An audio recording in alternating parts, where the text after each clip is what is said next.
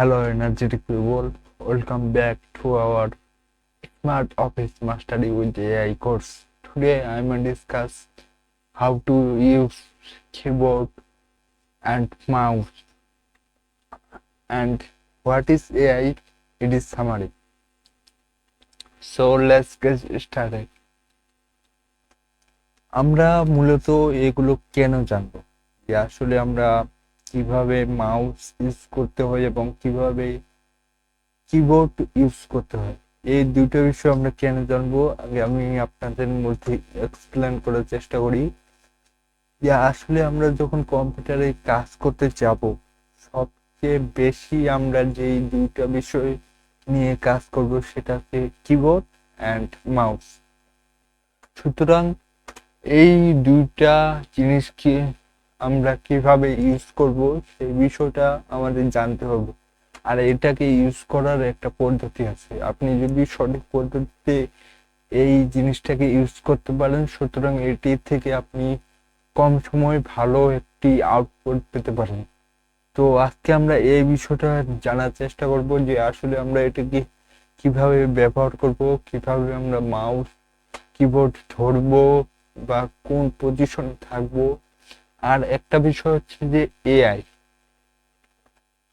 যেহেতু আমাদের এই কোর্সটি এআই অ্যাড করেছি আমি, তো সুতরাং আপনি এআই কে কাজে লাগিয়ে কিভাবে নতুন কিছু শিখবেন এবং কম্পিউটার শেখার কাজের ক্ষেত্রেও আপনি কিভাবে এআই কে কাজে লাগাবেন সেই বিষয়টা আমরা ধাপে ধাপে জানবো। তবে আজকে আমরা এআই কি এবং এটি কিভাবে কাজ করে, এটি আমাদের কিভাবে হেল্প করবে এই বিষয়ে আমরা ডিসকাস করার চেষ্টা করব। তো চলুন আর কথা না বাড়াই, চলুন শুরু করা যাক। তো ফার্স্ট অফ অল, আমি গত ক্লাসে যে যে জিনিসগুলো বলেছি আপনারা কি সেই জিনিসগুলো করেছেন? যারা যারা করেছেন অবশ্যই আমাকে কমেন্ট বক্সে জানাবেন। আমি অবশ্যই এই বিষয়গুলো জানবো আপনাদের কাছ থেকে।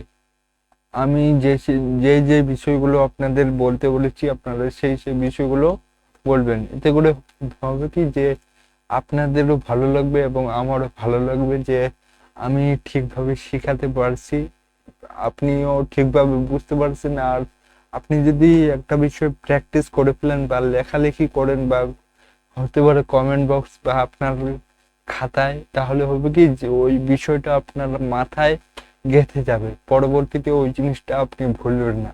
সুতরাং আমি যে যে বিষয়গুলো প্র্যাকটিস করতে বলতেছি সেই বিষয়গুলো আপনি প্র্যাকটিস করবেন, নোট নেবেন এবং অবশ্যই আমাকে কমেন্টে জানাবেন আপনি কি রকম পদক্ষেপ নিচ্ছেন। তো আর যারা এখনো মাউস অথবা কিবোর্ড নেননি তারা অবশ্যই একটি মাউস এবং কিবোর্ড নিয়ে নেবেন, কারণ আজকে থেকেই মূলত এই ক্লাস থেকেই আমাদের শুরু হয়ে যাচ্ছে মাউস এবং কিবোর্ডের দরকার। তো এই দুটো বিষয় আপনাদের লাগবে অবশ্যই। তো চলুন আমরা শুরু করি।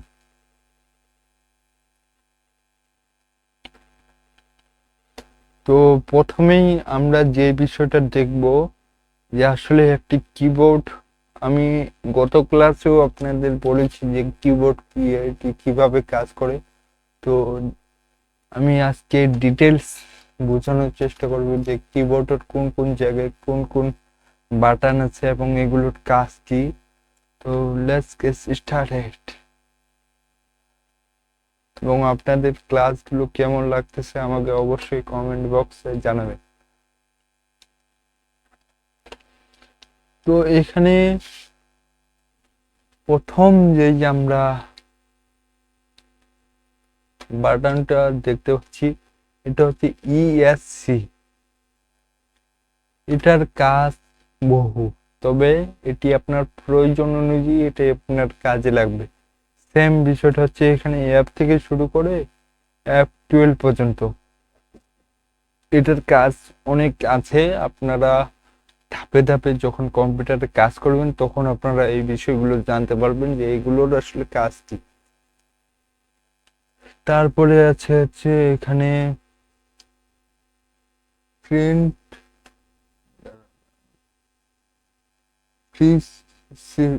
এস ওয়াই এস আর কিউ এই বাটন, তারপরে স্ক্রল লক, তারপরে আছে এই পিকচারটাও তো বুঝতে পারতেছি না, তো এটার বিভিন্ন কাজ আছে, আমরা ধাপে ধাপে এই বিষয়গুলো দেখার চেষ্টা করব। তো আপনারা শুধু এখানে দেখেন যে এখানে 3টি বাটন আছে, এটার 3 রকমের কাজ আছে।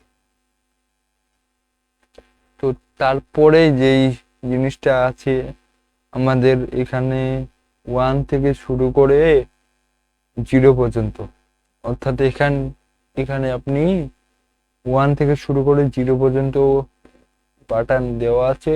এগুলো আপনারা আপনাদের প্রয়োজন অনুযায়ী আপনি জ্যামিতিক বলতেছি, আপনি 1 2 বা 1 2 লিখতে পারবেন এখান থেকে।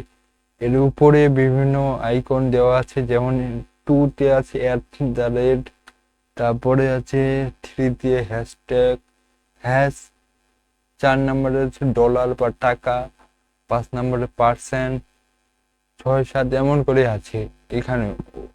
তো এই বিষয়টা আপনি দেখে রাখেন শুধু আজকে, যে কিবোর্ডটা আসলে কোন জায়গায় কি রকম দেখতে এবং এটি কিরকম সিম্বল গুলো দেওয়া আছে এখানে। তো তারপরে আমরা যে বিষয়টা দেখতে পাচ্ছি সেটার নাম হচ্ছে ট্যাব। এটা হচ্ছে আপনার স্পেস বার, যেমন আমরা একবার স্পেস দিলে শুধু স্বল্প পরিমাণে ফাঁকা হয়, কিন্তু এটা যখন আপনি চাপবেন তখন আপনার অনেক বড় অংশ ফাঁকা হয়ে যাবে যখন আপনি এই বাটনটি চাপবেন। তারপরে আছে আমাদের ক্যাপস লক, অর্থাৎ আপনি কোনো একটা ডকুমেন্টে, ধরেন আপনি যখন ওয়ার্ডে কাজ করতেছেন তখন আপনি চাচ্ছেন যে আমি যেগুলো ওয়ার্ড বা লেটার লিখতেছি আমি চাচ্ছি যে আমার সব লেটারগুলো বড় হাতের হোক। তো সুতরাং আপনি যদি এই বাটনটি চাপ দেন তাহলে আপনার সব লেটারগুলো বড় হাতের হয়ে যাবে। তারপরে আছে শিফট, আর নিচে আছে কন্ট্রোল, ঠিক সাইডেও এই যে শিফট, এই যে কন্ট্রোল, এটার নাম হচ্ছে অল্টার, এখানেও অল্টার। আর এটা বেসিক্যালি উইন্ডোজ বাটন বলি, তবে এখানে চিহ্নটা দেওয়া নেই, আমার কিবোর্ডে দেওয়া আছে। আর এই যে আপনারা দেখতে পাচ্ছেন যে এখানে আমাদের হচ্ছে 26টি লেটার দেওয়া আছে, তার উপরে আছে ইন্টার, ব্যাক স্পেস মানে আপনি আপনি কোনো একটা লেটার লিখলেন, আপনি চাচ্ছেন যে ওই লেটারটাকে কাটতে, সুতরাং আপনি যখন ব্যাক স্পেস চাপবেন তখন ওই লেটারটা কেটে চলে যাবে, এটার নাম হচ্ছে ব্যাক স্পেস। তারপরে সাইডে আছে ইকুয়াল, প্লাস, এগুলো আমরা ধাপে ধাপে জানার চেষ্টা করব। তো আজকে আপনারা শুধু দেখেন এই বিষয়গুলো। তারপরে এখানে আছে মাইনাস, তো তার সাইডে আমরা দেখতে পাচ্ছি যে বিভিন্ন জিনিস আছে, insert, home, page up, page down, delete. এটা আমি ঠিক বুঝতে পারতেছি না, তো এটা আপনারা পরবর্তীতে জানবেন, আমি শুধু আপনাদের দেখাই যে এখানে। তারপর আছে এই যে এখান থেকে শুরু করে, এই যে এখান থেকে শুরু করে যে অক্ষরগুলো আপনারা দেখতে পাচ্ছেন, অর্থাৎ 1 2 3 4 5 6 7 8 9 0, ঠিক এই জিনিসগুলো এখানে দেওয়া আছে। এই যে আপনারা এই 4 কোণায় দেখতে পাচ্ছেন যে 1 2 3 4 মানে এখানে দেওয়া আছে। আপনি যদি কোনো হিসাবে কাজ করতে চান সেক্ষেত্রে আপনার এই সাইডটি কাজে লাগবে, এবং এই সাইডটি দিয়ে আপনি খুব স্পিডে আপনার প্রয়োজনীয়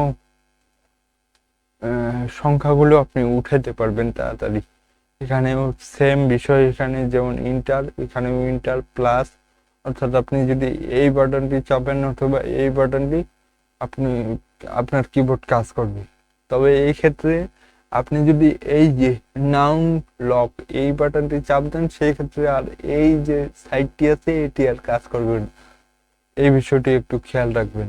এবং এটি যখন আপনি চাপ দিবেন তখন দেখবেন যে এই যে বাতিটা আছে এই বাতিটা নিভে যাবে।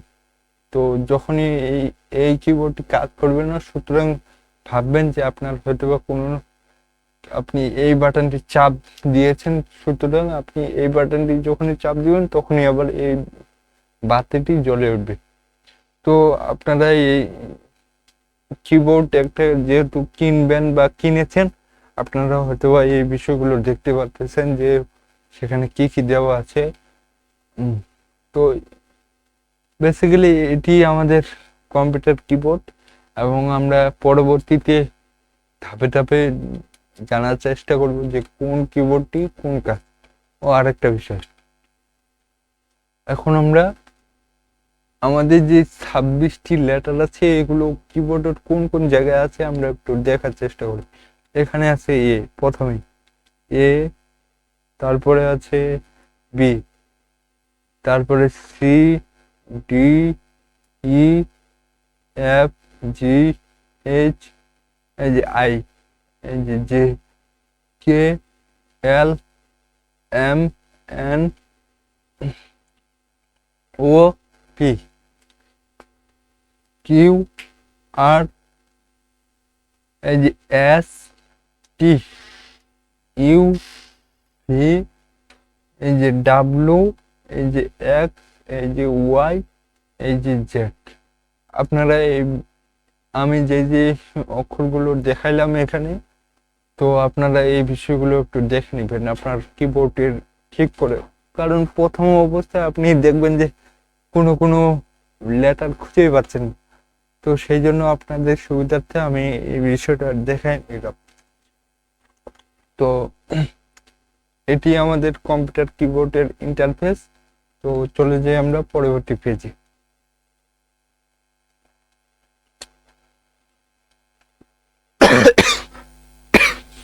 সরি। তো আমরা এতক্ষণ কম্পিউটার কিবোর্ডের ইন্টারফেস দেখলাম, এখন আমরা দেখব যে আমরা যে কম্পিউটার ইন্টারফেসটা দেখলাম, এখন আমাদের কাজ হচ্ছে যে এখন আমরা কোন পজিশনে হাতটি রাখলে আমার সঠিক হাত রাখার নিয়ম হবে। তো এখানে আমি বিভিন্ন ছবি দিয়েছি, ছবির মাধ্যমে দেখানোর চেষ্টা করেছি। এই যে আমরা প্রথমে যদি এটিকে দেখার চেষ্টা করি তাহলে আমরা বুঝতে পারবো যে আমাদের হাতের যে হাতের যে আঙ্গুলগুলো এগুলো আমাদের এ, এস, ডি, এফ এই 4টা লেটারে বসবে। তারপরে ডান হাতের যেই আঙ্গুলগুলো আছে এগুলো বসবে হচ্ছে I, J, K, L, and এই বাটনটিতে।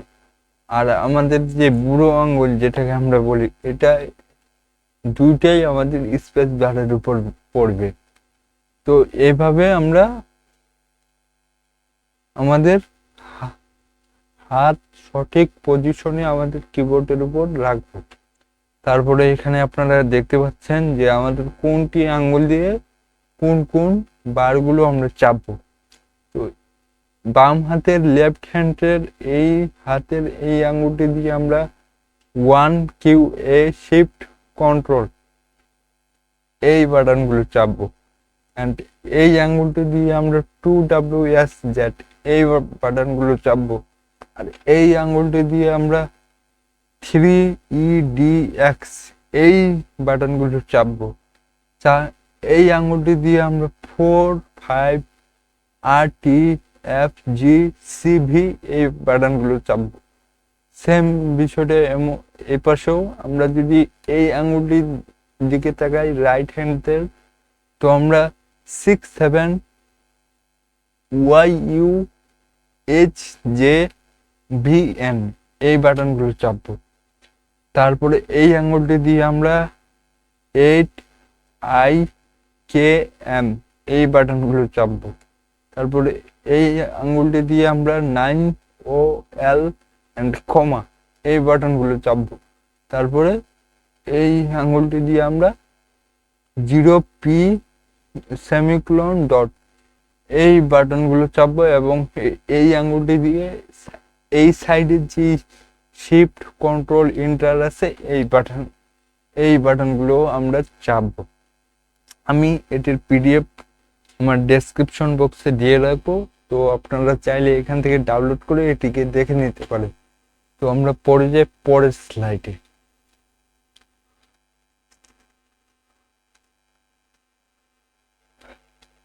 এই ছবিটি দেখার পর আপনি কিভাবে আপনার কিবোর্ডের উপর হাত রাখবেন এটি আপনারা একবারে ক্লিয়ার হয়ে যাবে। আপনারা দেখতে পাচ্ছেন যে এই আঙ্গুলটি দিয়ে আপনারা কি কি বাটন চাপবেন এখানে আমি দেখিয়ে দিয়েছি। এই যে সবুজ, এই যে সবুজ যেসব কালার আছে সেসব কালারের বাটনগুলো আমরা এই আঙ্গুলটি দিয়ে চাপবো। তারপরে এটা মেবি কালারটার নাম জানি কি, আপনারা অবশ্যই বুঝতে পারতেছেন যে এই কালারটা যেমন এই বাটনগুলো ঠিক তেমনই কালার আছে এবং এই আঙ্গুলটি দিয়ে আমাদের এই বাটনগুলো চাপতে হবে। সেম বিষয়টা এখানে হলুদ যেসব বাটন আছে আমরা সেই বাটনগুলো চাপবো। এখানে হচ্ছে বেগুনি বাটনগুলো যেগুলো আছে আমরা সেই বাটনগুলো এই আঙ্গুলটি দিয়ে চাপবো। এবং স্পেস বারের যেই কালারটা এখানেও আপনারা সেম কালার দেখতে পাচ্ছেন, এই পাশের আঙ্গুলটাতেও স্পেস বারের কালার দেওয়া আছে, সুতরাং এটা দিয়েও আপনি স্পেস বার চাপতে পারেন। আর এখানে গোলাপি কালারে আপনারা যেসব বাটন দেখতে পাচ্ছেন আপনারা এই আঙ্গুলটি দিয়ে সেই বাটনগুলো চাপবেন। এখানে রেড কালারের যেসব বাটন আপনারা দেখতে পাচ্ছেন আপনারা এই আঙ্গুলটি দিয়ে রেড কালারের বাটনগুলো চাপবেন। সেম বিষয়টা এই পাশেও এটাকে টিয়া কালার বলেছেন মেবি, তো আপনারা মিলা নিবেন, আপনারা এই বাটনগুলো চাপবেন। এই পাশে আছে নীল, এই এই আঙ্গুলটি দিয়ে আপনারা এই যে বাটনগুলো দেখতে পাচ্ছেন এইগুলো চাপবেন। তো আই হোপ আপনারা এই জিনিসগুলো বুঝতে পারছেন। আমরা আসি এবার মাউস এর দিকে। তো মাউস খুব একটা কঠিন বিষয় না, তবে এখানে ছোট্ট একটি বিষয় জানার আছে, তো এই ছোট্ট বিষয়টা আমরা জেনে নিই। তো এখানে আপনারা দুইটা বাটন দেখতে পাচ্ছেন, এই পাশের যে বাটনটা এটার নাম হচ্ছে রাইট বাটন, এই পাশের যে বাটনটা এটার নাম হচ্ছে লেফট বাটন। আর এই যে চাকার মতো আপনারা দেখতে পাচ্ছেন এটার নাম হচ্ছে স্ক্রল বার। তো এটি আমাদের কাজ, আমাদের বেশিরভাগ সময় রাইট বাটন এটি কাজে লাগে আর লেফট বাটন খুব একটা কাজে লাগে না। আর মাউসের ব্যাপারে আমি বলি, মাউস হচ্ছে আপনার হাতের আঙ্গুলের মতো। আপনি যেমন ফোন চালাতে গিয়ে আপনার হাতের আঙ্গুল ব্যবহার করতেছেন, অর্থাৎ আপনার যেখানে ইচ্ছা আছে আপনি সেখানে টাচ করতে পারতেছেন এবং কাজ করতেছেন, কিন্তু কম্পিউটারে তো এমনটা হবে না, সেখানেও তো আপনাকে কাজ করতে হবে। তো সেই ক্ষেত্রে আপনার মাউস কাজ করবে আপনার হাতের আঙ্গুলের মতো, অর্থাৎ আপনি কম্পিউটারে যেসব জায়গায় টাচ করতে চাচ্ছেন সেসব জায়গায় আপনি মাউস দিয়ে টাচ করতে পারবেন। অর্থাৎ আপনার মোবাইল চালাতে গিয়ে যেমন আঙ্গুলের ব্যবহার করতেছেন সেরকম কম্পিউটার চালাতে গিয়ে আপনাকে মাউসের ব্যবহার করতে হবে। আশা করি আপনারা এই জিনিসটা খুব সুন্দরভাবে বুঝতে পেরেছেন। আর তার সাইডে যেই আপনারা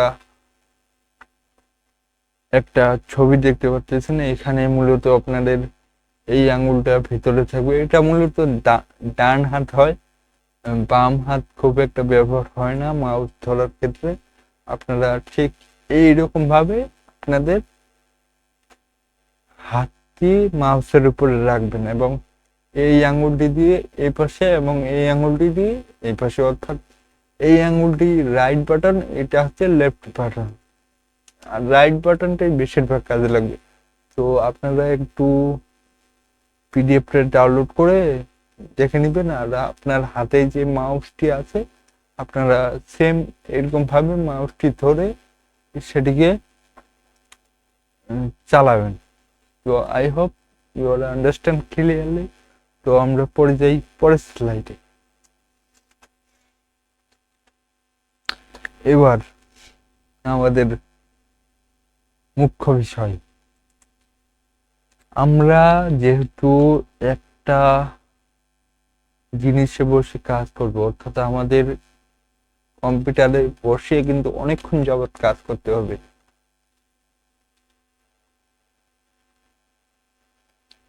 সুতরাং এক 2-1 মিনিট হলে তো কোনো ব্যাপার না, কিন্তু আপনি যখন লং টাইম একটা জায়গায় বসে থাকবেন তখন আপনাকে সঠিক পজিশনে বসতে হবে।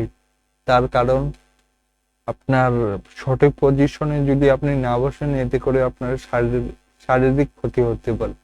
তাই কম্পিউটারে কাজ করার জন্য আপনাকে সঠিক নিয়মে এবং সঠিক অবস্থানে বসতে হবে।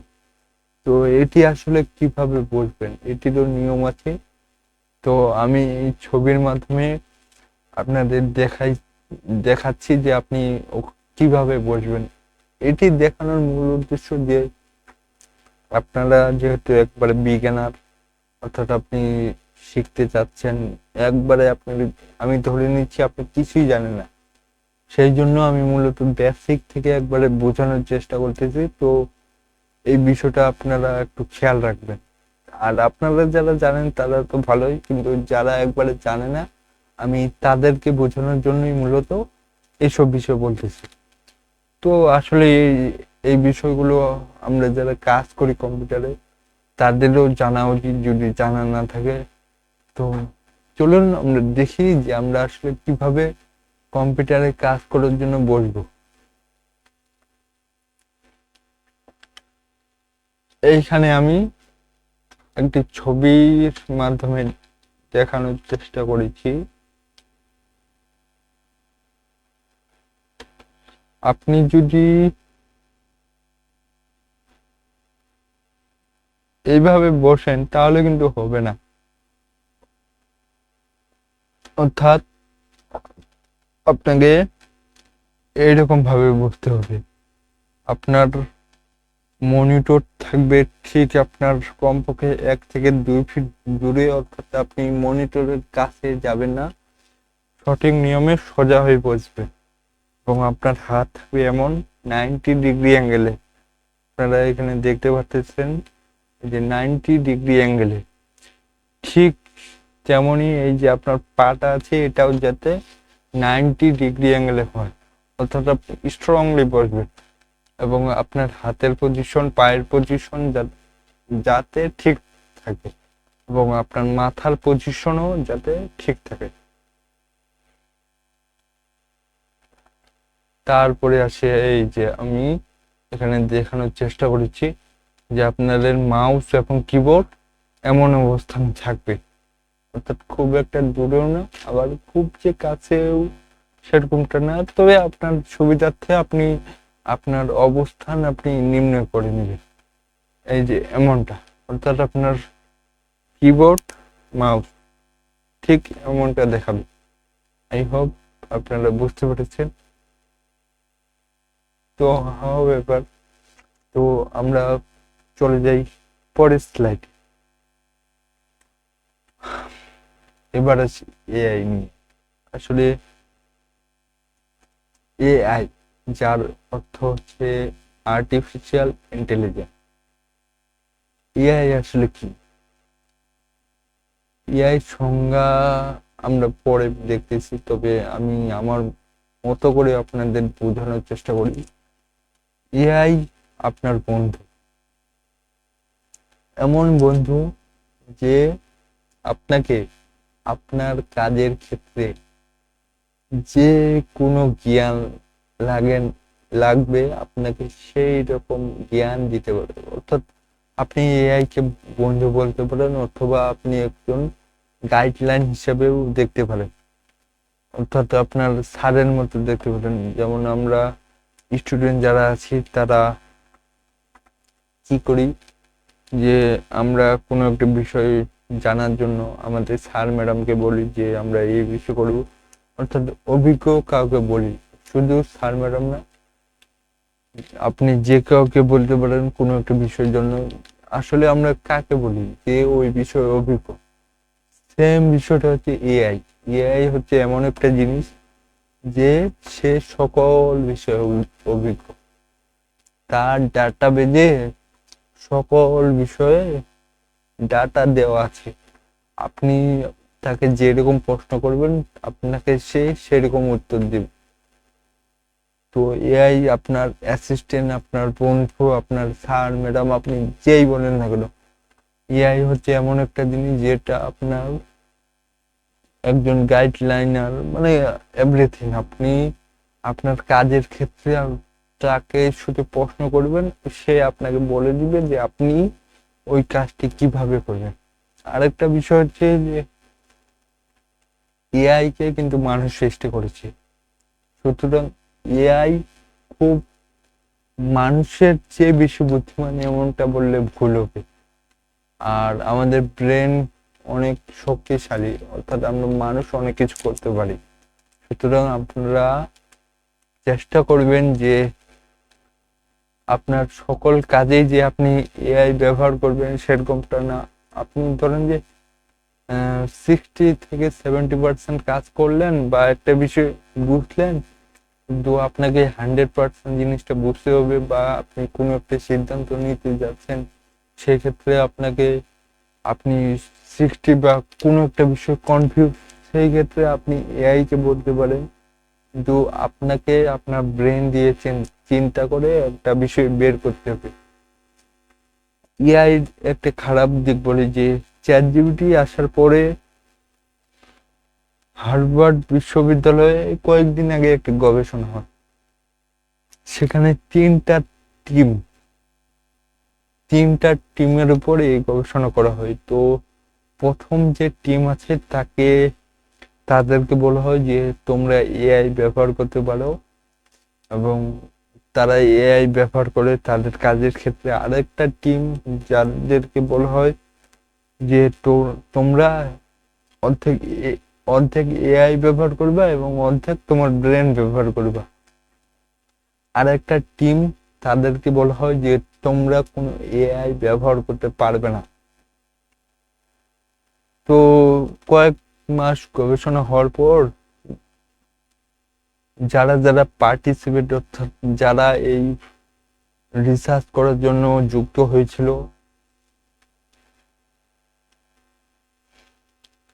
তাদের ব্রেন গবেষণা করে, অর্থাৎ তাদের স্মৃতিশক্তি বা বিভিন্ন জিনিস গবেষণা করা হয়।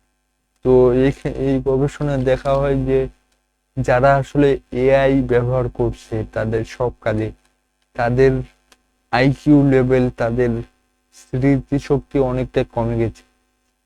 আর যারা এআই অর্ধেক ব্যবহার করছে, অর্ধেক ব্রেন ব্যবহার করছে, তাদের স্মৃতিশক্তি খুব একটা কমেনি, অর্থাৎ কিছুটা কমে গেছে। আর যারা একেবারে এআই ব্যবহার করেনি, তাদের স্মৃতিশক্তি কমার চেয়ে আরো কয়েক গুণ বেড়ে গেছে। এআই মূলত আমাদের বন্ধু হলেও এআই আমাদের বোকা তৈরি করতেছে, এটাই হচ্ছে সত্য কথা। আপনি যদি সকল ক্ষেত্রে এআই কে ব্যবহার করেন সেটাও কিন্তু হবে না। করতে পারেন যে সামান্য কোনো একটা কিছু বা একটা ক্রিটিক্যাল বিষয়, এটাকে বোঝার জন্য, যে আপনি ওই বিষয়টা বুঝতেই পারতেছেন না যে আসলে এটা কিভাবে হবে, সেই ক্ষেত্রে আপনি এআই ব্যবহার করতে পারেন। এর আগে আপনি এআই ব্যবহার করবেন না, আমি বলতেছি। আপনি আপনার ব্রেনকে কাজে লাগিয়ে আপনার কাজ করার চেষ্টা করবেন, এবং এআই কে টুকটাক কাজে লাগাবেন। খুব একটা বেশি কাজে লাগাবেন না, আপনার ব্রেনকে বেশি কাজে লাগাবেন। এতে করে হবে কি, আপনার ব্রেন শার্প হবে, অর্থাৎ আপনার স্মৃতি শক্তি, আপনি আরো নতুন নতুন বিষয় যা মানে আপনার ব্রেনের মধ্যে রাখতে পারবেন। কিন্তু আপনি যদি সকল কাজ এআই দিয়ে করেন, সেই ক্ষেত্রে আপনার স্মৃতি শক্তি কমে যেতে পারে। তো এই বিষয়টা আপনারা মাথায় রাখবেন যে এআই দিয়ে সবকিছু করতে যাবেন না। আমি বারবার বলতেছি, আপনি শুধু আপনার একজন গাইডলাইন, বা আপনার স্যার যেমন আপনাকে সকল বিষয় কিন্তু বলে দেন, কোনো একটা বিষয় বুঝিয়ে দেয়, আপনি পরবর্তীতে কিন্তু ওই বিষয়টার উপর প্র্যাকটিস করেন অনেক দিন যাবত বা অনেকক্ষণ যাবত। সেই ক্ষেত্রে ঠিক যেমন স্যার খুব একটা জিনিস বুঝিয়ে দেয় না, অল্প একটু জিনিস বুঝিয়ে দেয় এবং আপনি নিজে পরবর্তীতে ওই জিনিসটাকে বের করেন। সেম বিষয়টা এখানে, যে আপনি এআই কে ব্যবহার করবেন স্বল্প কিছু কাজের জন্য, মানে অল্প একটু কাজ আছে সেক্ষেত্রে, বা কোনো একটা বিষয় আপনি হেল্প চাচ্ছেন সেক্ষেত্রে আপনাকে সব বিষয়ে যেন কাজে না লাগান। তো এত ডিটেলস বলার কারণ আমি আপনাদের বোঝাতে চাইলাম যে এআই সত্যি একটা ভালো জিনিস, কিন্তু এর খারাপ দিকও আছে। তো আই হোপ আপনারা বুঝতে পেরেছেন, এবং আমি হয়তো অনেকবার বলে ফেলছি, আপনারা কিছু মনে করবেন না। তো চলুন এখন আমরা, এটি মূলত আমার চিন্তা শক্তি, বা আমি অনেকদিন যাবৎ রিসার্চ করার পর বা এআই নিয়ে কাজ করার পর আমার এটা মনে হয়েছে, এবং আমি বিভিন্ন সাইড ইফেক্ট সম্পর্কেও জানছি। তো এই বিষয়টা আপনাদের সঙ্গে আমি শেয়ার করলাম। তো এখন চলুন জেনে নিই তাহলে এআই আসলে কি।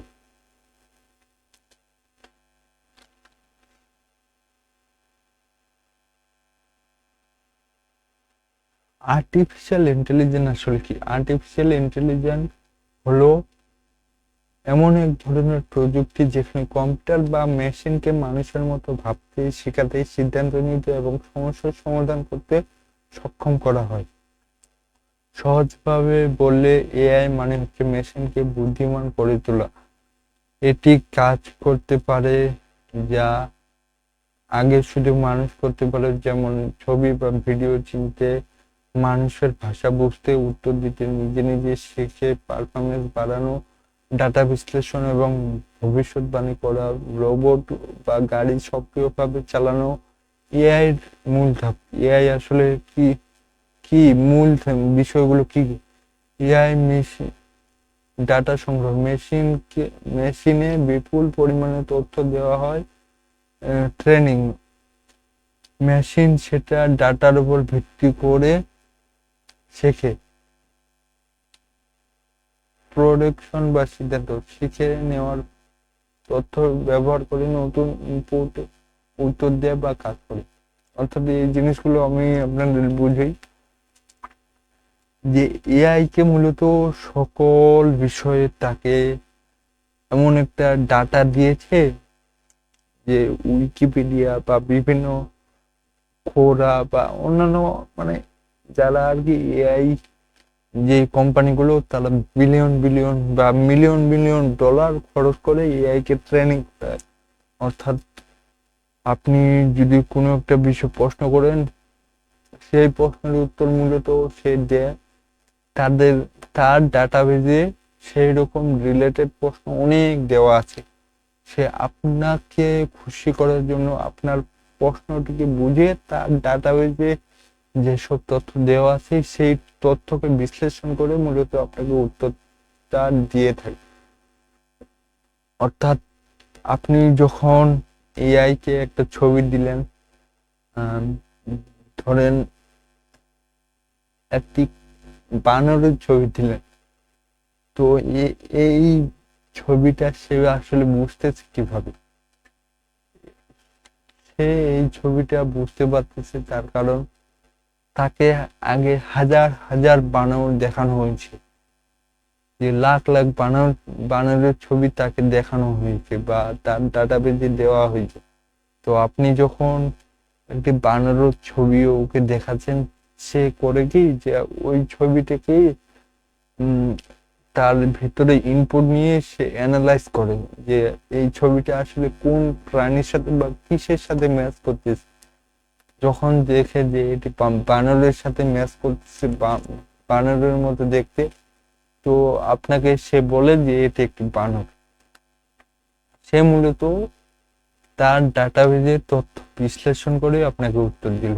এটি হচ্ছে এআই এর কাজ।